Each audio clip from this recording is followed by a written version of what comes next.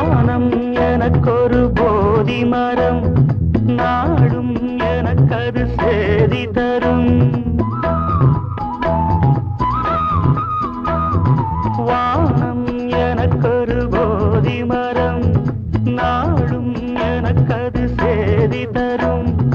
ஒரு நாள் உலகம் நீதி பெறும் திருநாள் நிகழும் தேதி வரும் கேள்விகளால்